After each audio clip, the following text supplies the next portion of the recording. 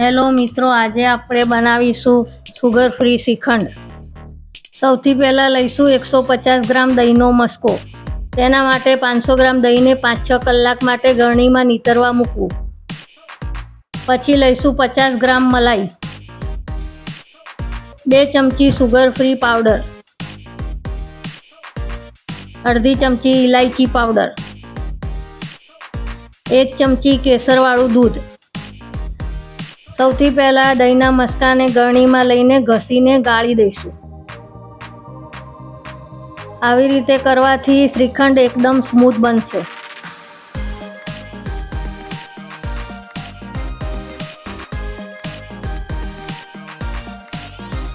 હવે તેમાં મલાઈ નાખીશું અને તેને પણ ઘસીને ગાળી દઈશું।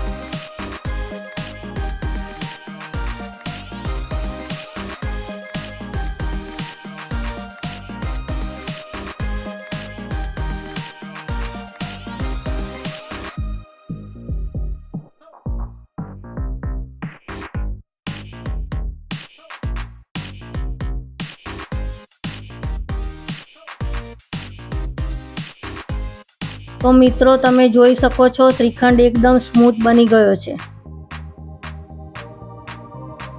હવે તેમાં સુગર ફ્રી પાવડર નાખીશું।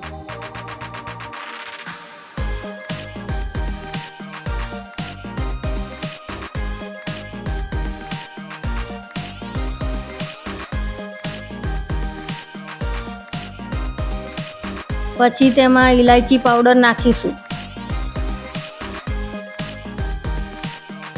ત્યારબાદ કેસરવાળું દૂધ નાખીશું। તેને બરાબર મિક્સ કરી દઈશું।